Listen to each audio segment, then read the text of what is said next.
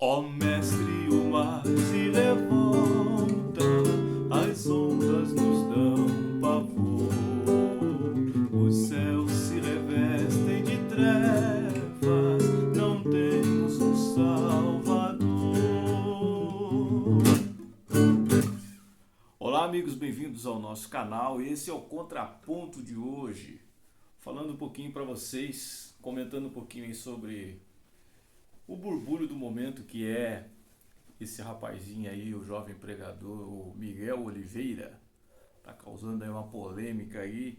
Na verdade já tá meio abafado, já foi o boom do assunto, mas eu acho relevante e eu quero usar a minha própria experiência para a gente estar fazendo esse contraponto sobre essa questão de ministério mirim, profeta mirim, pastor mirim, cantores mirins.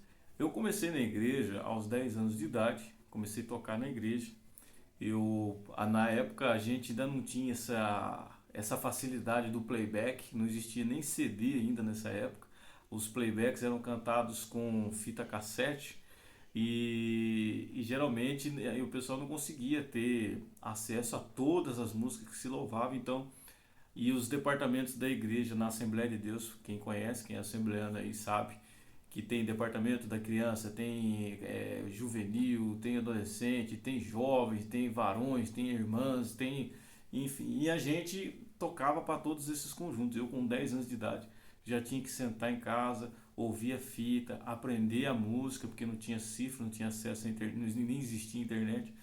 Então a gente tinha que ter esse trabalho de sentar, ouvir, aprender a música, tirar a música de ouvido e no máximo às vezes uma cifrazinha a gente mesmo cifrava para poder levar para o ensaio e poder fazer e tocar a música, apresentar e o congresso, enfim.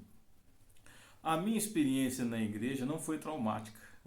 Eu ter responsabilidades, ter que aprender a tocar a música, ter que ir nos cursos, ter que ir nos ensaios, não foi ruim, foi bom para mim.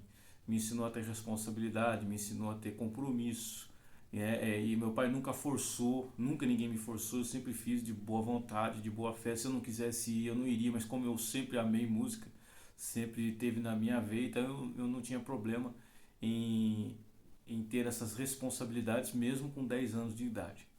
O que acontece? Quando a gente fala de ministério, aí a coisa começa a ficar complicada. Eu me recordo, com os meus 10 anos de idade, de um jovem pregador, um jovem não, bem jovem mesmo, ele tinha 2 anos a mais, na época ele tinha 12 anos de idade. E ele vinha da cidade de Cruzeiro para pregar nos nossos congressos de criança aqui em São José dos Campos.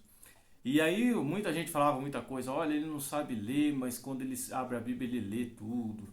E cada um contava uma coisa e tal. Fato é que eu não me recordo das pregações dele, faz muito tempo.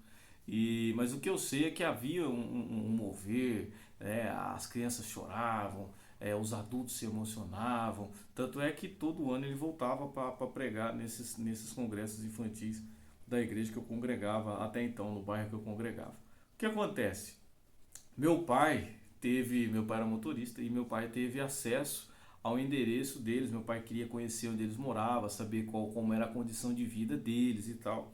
E meu pai achou a casa lá em Cruzeiro, fez amizade com os pais, fez amizade com ele, né? E começou, às vezes até levava alguns donativos para eles lá, era uma família bem simples, né?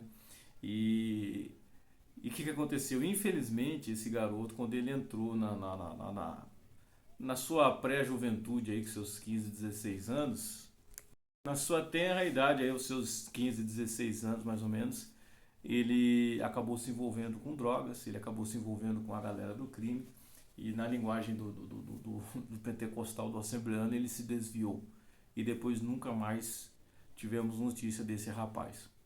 Então o que acontece? Eu acho, e os psicólogos vão concordar, que a criança precisa ser criança. O adolescente precisa ser adolescente, precisa fazer coisas de adolescente. É interessante dosar essa responsabilidade que é delegada a essa criança. Ministérios são 5 que Paulo fala em Efésios. É óbvio que Deus pode ter chamado esse garoto para o ministério? Sim. Agora, o fato dele ser eloquente Impressiona, mas isso não significa que Deus o chamou para o ministério. Não significa que ele será um pastor chamado por Deus. Ele pode ser um chamado pastor, se chamar pastor, se intitular de pastor, ou missionário, ou apóstolo, ou arcanjo, sei lá o que ele queira se intitular. Agora, se Deus o chamou, e se ele permanecer, e se ele se educar, se ele se colocar na posição, se ele for humilde, que é algo que aparentemente ele não é, né? Ele é muito presunçoso, pelo menos dos vídeos, das entrevistas que eu assisti nos podcasts. Ele tem muita arrogância para quem tem pouca idade, para quem tem pouca bagagem, para quem tem pouco a oferecer. Então, falar bonitinho, ser eloquente, que legal, ele está falando das coisas de Deus. Não, a pregação não tem conteúdo. Pregar bem é pregar Bíblia. E para pregar a Bíblia, você precisa ler a Bíblia, você precisa estudar a Bíblia. Tá? E Paulo vai falar uma coisa importante, escrevendo a Timóteo e dando recomendações à igreja, de que o obreiro não pode ser neófito. O obreiro não pode ser muito jovem ou ter pouco tempo de conversão, porque ele não vai ter nada para oferecer para a igreja. Então, esse negócio de ser bonitinho, aí Deus chamou o jovem, ele é um profeta, ele é um missionário, ele é um mini pastor, é o pastor menino, não sei o quê. Isso, na verdade, só demonstra o nível de infantilidade da maioria do povo cristão brasileiro, principalmente dos pentecostais, ao qual eu faço parte. É uma galera que não tem filtro. É uma galera que não tem filtro. Qualquer coisa que apareça, que seja novidade, que chame atenção, ou que seja famoso, ou que tenha dinheiro, já é o suficiente. Então é uma igreja que infelizmente está se enquadrando naquilo que Paulo fala. Olha, eu estou dando leite para vocês porque vocês não podem comer alimento sólido. Hebreus vai dizer a mesma coisa. Vocês estão que nem recém-nascidos. Tá? A igreja tem aí 100 e poucos anos de Brasil e o povo ainda só está tomando leitinho. São poucas as igrejas, são poucos os ministérios e pastores onde o pastor é preparado e o povo deseja comer comida sólida. Aí fica sobrando espaço para aparecer isso aí, ó. Pastor mirim, que pastor, rapaz? Como assim pastor? Como que você chama uma criança ou delega a uma criança uma função, nem o título deveria ser dado, porque ele não tem estrutura emocional, ele não tem estrutura para lidar, para arcar com essa responsabilidade toda de ser um pastor mirim. Ele precisa primeiro ser um adolescente, ele precisa passar por essa fase, ele precisa ser moldado, ele precisa ser lapidado, e se de fato Deus o chamou pro ministério, isso vai ficar evidente lá na frente. E ele tem dois caminhos apenas: ser um grande obreiro, ser muito útil para a obra de Deus no Brasil, ou se tornar o maior charlatão da história, muito pior do que os que a gente já conhece, que estão aí, que são líderes de grandes impérios aí, mas que de crente mesmo não tenha nada. Não tenha nada, só título. Porque a Bíblia diz que pelos seus frutos conhecereis, não é isso? É pelo fruto que se conhece a árvore, não é pela quantidade de dinheiro, não é pelo nível de influência, não é pelo patrimônio ou por quantos seguidores ou membros o cara tem na igreja dele. É pelos seus frutos que se conhece. Então, para você, na igreja, que tem os seus filhos na igreja, dose esse nível de responsabilidade. Tá? Não force o seu filho, não pule etapas. Se Deus chamou o seu filho, a sua filha, para algum tipo de ministério, encaminhe essa criança, mas com responsabilidade, sem tirar dela o tempo de criança, sem sobrecarregá-la com preocupações e com responsabilidades que não lhe dizem respeito, que não são próprias para a sua idade. Eu acho lindo quando eu vejo na igreja crianças proeminentes, onde você vê ali um rapazinho que ele já tem uma vocação ali, quer seja para a música, quer seja para a palavra. É lindo ver, e Deus continua fazendo isso, assim como ele chamou Jeremias, assim como Josias assumiu o trono com 8 anos de idade e decidiu não seguir no caminho do seu pai e nem no caminho do seu avô.